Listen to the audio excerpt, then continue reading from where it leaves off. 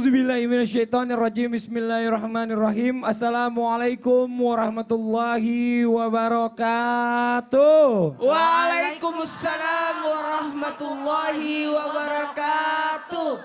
Jamaah.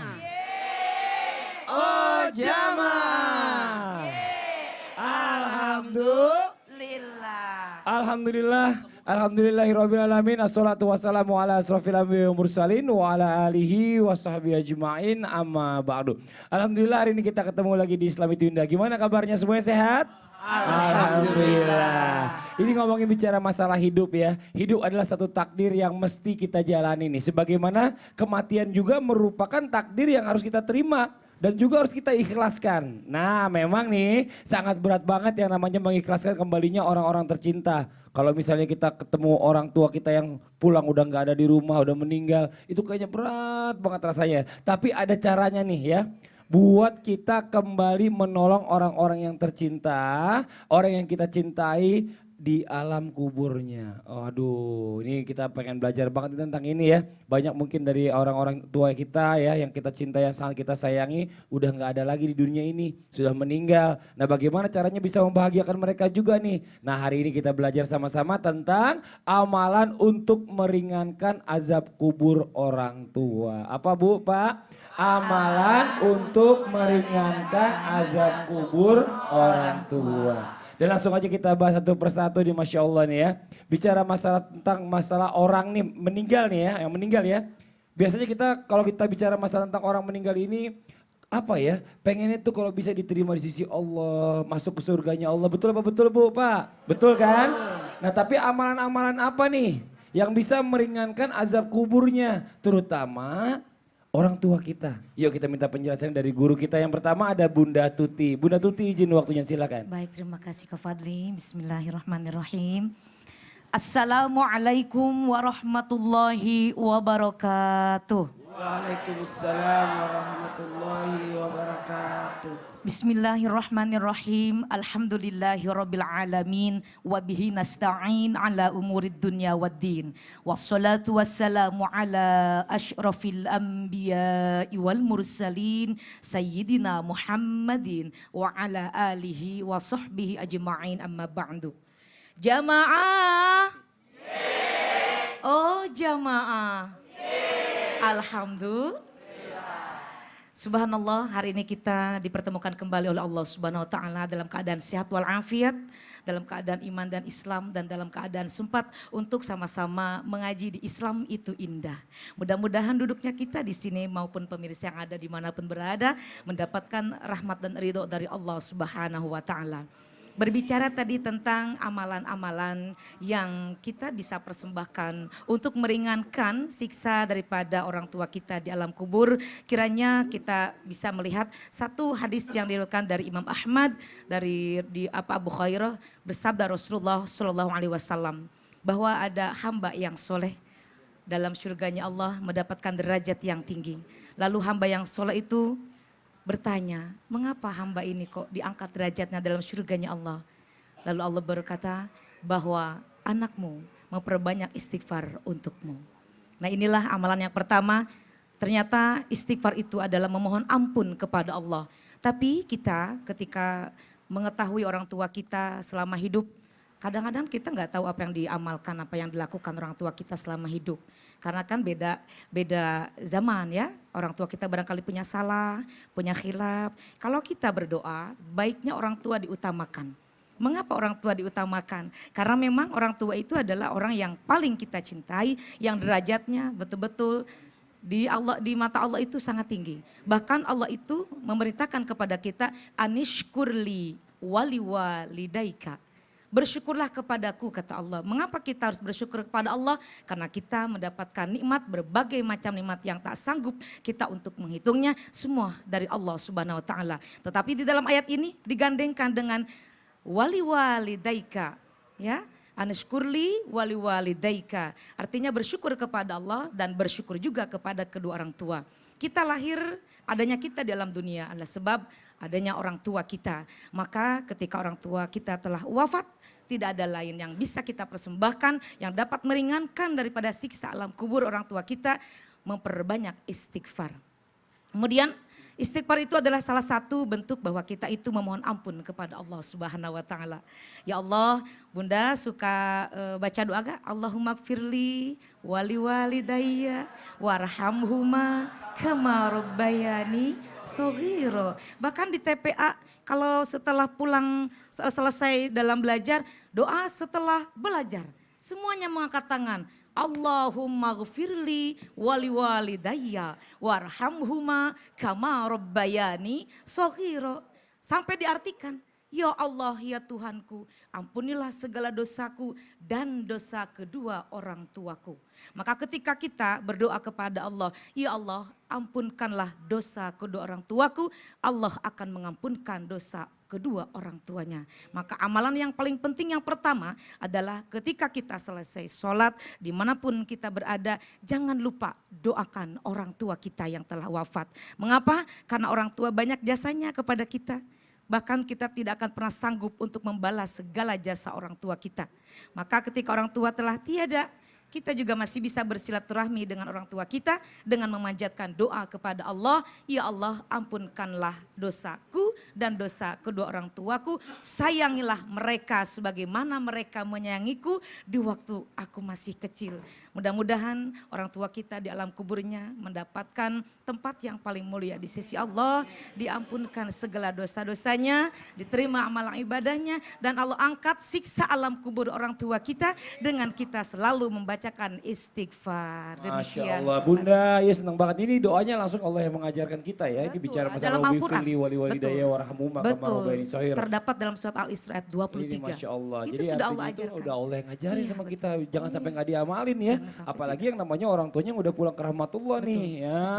Ya Allah. Bunda, jazakillah khair. Makasih banyak Bunda atas penjelasannya. Mudah-mudahan bermanfaat buat semuanya. Alhamdulillah. Jamaah. Kita lanjut lagi nih, tapi sebelum kita lanjut kita kenalin dulu nih ya. Ada bintang tamu kita yang datang hari ini di Islam Itu Indah. Ini orang mana sih nih? Ya, kayaknya orang Sunda tapi bukan. Namanya Ayana, tapi belakangnya Jihyemun. Nah, siapa sih? Coba di sebelah kiri saya. Assalamualaikum Ayana. Waalaikumsalam. Ayana, where you from? I'm from Korea. Oh, not from Bandung, no. No. Oh, I think you're from Bandung ya. Ayana, how are you? Fine, alhamdulillah. Fine, alhamdulillah. How long you in Indonesia? Oh, now I'm working here. Oh, you working here Yes. for a while or for For a long time. a long time? Inshallah, Oh, inshallah. Masya Allah. Ayana, pernah nggak? Ya kalau Ayana ini pernah nggak kebayang kalau sampai kehilangan orang tua? Pernah, saya pasti akan sedih. Sedih. But even if they are not here anymore, I will always pray for them. Dan adik saya akan menjadi Muslim, insya Allah. Oh, Masya Ya, Allah. so kita akan selalu berdoa yang baik untuk orang tua. Amin. Masya Allah, amin. Tunggu, Ayana masuk muslimnya tahun berapa? Ya Allah, biasa aja ngomongnya Ustadz. 6 tahun. Oh, Sudah 6 ya, tahun. sudah 6 tahun. Jadi Muslim. Ayana terima kasih Ya. sudah datang ke Indonesia. terima Nanti kasih kita juga. kasih kesempatan buat tanya-tanya apa yang mau ditanyakan sama guru-guru kita ya. Ya. Tapi pakai bahasa Inggris ya. Alhamdulillah, ya, makasih ya alhamdulillah. Ayana. Masya Allah. Bu, Alhamdulillah makasih ya. Mudah-mudahan tadi pembicaraannya dengan Ayana ini bermanfaat juga buat semua. Alhamdulillah. Jadi Ayana ini dia Muslim, insya Allah adanya segera jadi Muslim. Orang tuanya belum jadi Muslim Bu. Bapak nih ya.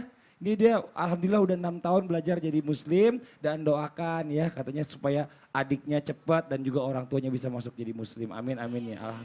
Ya Rabbal Alamin. Nah Masya Allah, sekarang kita lanjut lagi nih ya. Masih di tema kita pagi hari ini berbicara tentang amalan-amalan yang bisa menyelamatkan kedua orang tua kita nih. Yang kita cintai, yang kita sayangi di dalam alam kuburnya. Apa sih kira-kira amalannya? Yuk kita minta penjelasan dari guru kita Muhammad Nur Maulana Ustadz. Mohon izin waktunya. Terima kasih silakan. banyak. Bismillahirrahmanirrahim. Assalamualaikum warahmatullahi wabarakatuh. Waalaikumsalam. Jamaah. Oh jamaah. Alhamdulillah. Rabbil Alamin, satu bentuk pujian dan rasa syukur kita serta salawat dan salam kita aturkan kepada junjungan kita Nabi besar Muhammad sallallahu alaihi wasallam.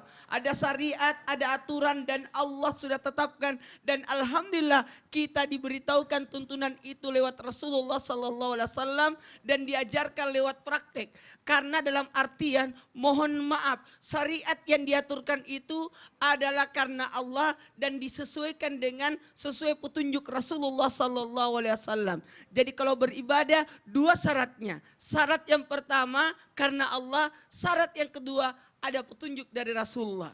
Dan terima kasih banyak tadi kepada Bunda Tuti yang sudah mengangkat tadi membaca doa untuk kedua orang tua adalah bahagian dari untuk menyelamatkan orang tua kita dari siksa, asap siksa.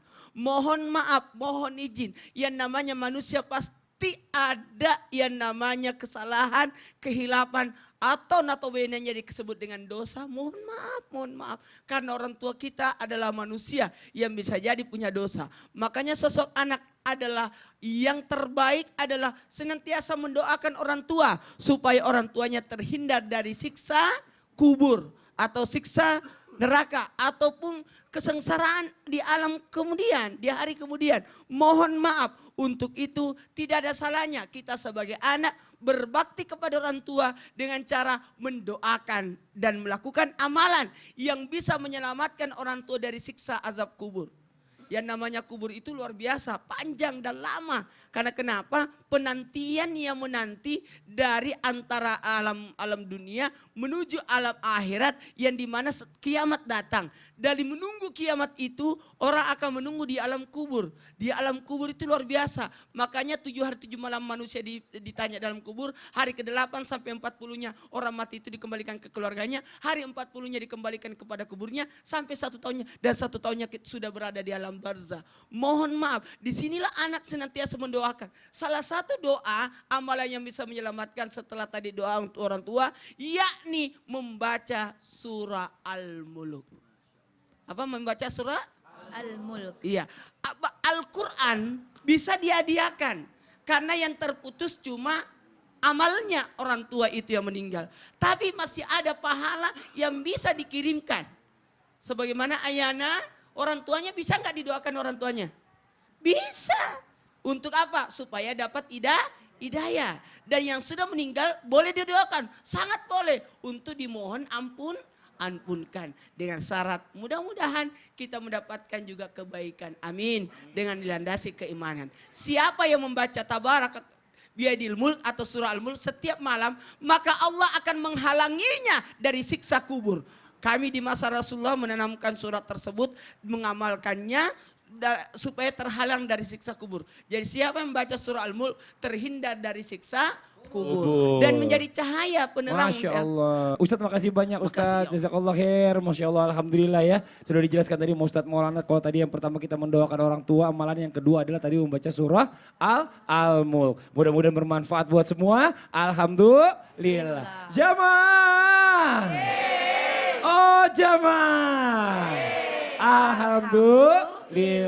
Nah tadi sudah 2 yang dibahas, sekarang kita akan lanjutkan lagi nih. Berbicara tentang amalan-amalan untuk meringankan azab kubur orang tua. Nah amalan yang selanjutnya, apalagi yang perlu kita pelajari? Yuk kita minta penjelasannya dari guru kita yang berikutnya ada Ustadz Faris. Mohon izin waktunya Ustadz Faris, silakan. Terima kasih Mas Fadli. Assalamualaikum warahmatullahi wabarakatuh. Alhamdulillah wassalatu ala rasulillah wa ba'd. Jamaah yang dirahmati oleh Allah Subhanahu wa taala. Amalan ketiga yang dapat meringankan azab kubur, meringankan beban orang tua kita yang sudah tiada adalah kita melaksanakan wasiatnya. Wasiat adalah hukum asal berpindahnya harta dari almarhum kepada anak-anaknya. Ini adalah pada periode-periode awal Mekah dulu. Tetapi kemudian hukum ini berubah. Perubahan hukum menjadi perpindahan harta melalui warisan. Ada hukum waris. Al-Quran menjelaskan hukum-hukum secara global. Tetapi ada satu hukum ya yang dijelaskan secara detail. Yaitu hukum waris. Kenapa? Banyak sekali putusnya silaturahim karena waris. Banyak sekali terjadi pertumpahan darah. Banyak sekali terjadi perselisihan antar keluarga karena hukum waris yang tidak dijalankan.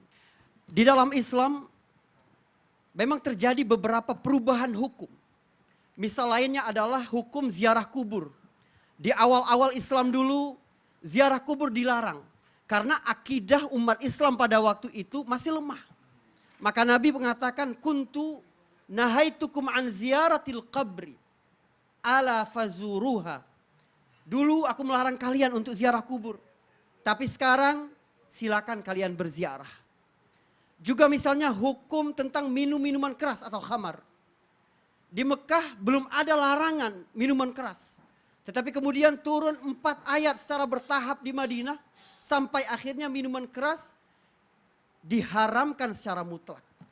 Begitulah dulu perpindahan harta kepada ahli waris melalui jalur wasiat. Dan seorang bebas melakukan wasiat memberikan apa saja kepada ahli warisnya. Tetapi setelah itu turunlah ayat tentang wasiat.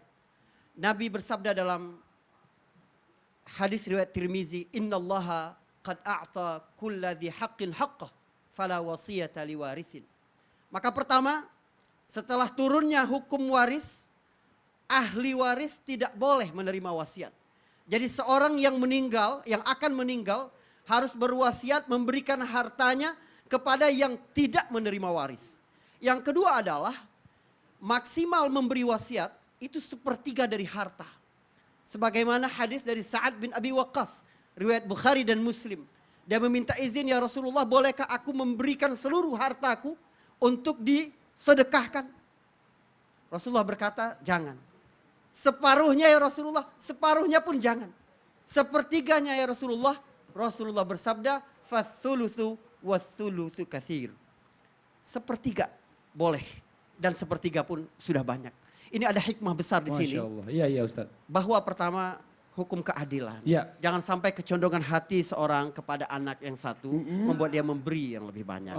Yang kedua adalah untuk menjaga silaturahim. Masya Jangan Allah. sampai putus silaturahim, ini hukum waris. Iya, jadi bukan menerima wasiat ya, jadi melaksanakan wasiat ini, Masya Allah, Melaksanakan luar wasiat. biasa ya. Ini adalah Setelah amalan waris. Iya, Baik. amalan yang berikutnya bagaimana caranya kita bisa mendoakan orang tua, salah satunya dengan melaksanakan wasiatnya. Ini Masya Allah luar biasa Itu ini. membuat dia tenang di alam kubur. Allahu Akbar. Ustaz terima kasih banyak ya, jazakallah khair atas penjelasannya. Mudah-mudahan bermanfaat buat semua. Alhamdulillah. Jamaah. Kita lanjut lagi nih nanti ya, masih banyak lagi apa yang akan dibahas oleh para guru-guru kita. Dan buat jamaah yang ada di rumah jangan kemana-mana nih. Setelah ini kita akan kembali mendengarkan tausiah dari guru kita Ustadz Faris. Izin Ustadz Faris, berikut tentang apa yang dibahas nih? Amalan berikut yang dapat meringankan azab kubur atau menghilangkannya, yaitu sedekah. Masya Allah. Atas nama orang tua. Jadi masih bisa sedekah. Masih bisa seorang anak bersedekah atas nama orang tuanya. Masya Allah. Dan buat jamaah yang ada di rumah nih, nanti kita akan lanjutkan lagi ya. Buat Anda juga yang mau curhat boleh ya. Langsung aja kirimkan email, ke email kita di islamituindah@transtv.co.id. Dan jangan lupa cantumkan nomor telepon yang bisa kita hubungi ya. Insya Allah nanti akan dijawab oleh para guru-guru kita. Jangan kemana-mana dulu nih. Karena sebelumnya kita akan mendengarkan terlebih dahulu ada penampilan luar biasa dari teman-teman Nas Indonesia. Silahkan teman-teman Nas.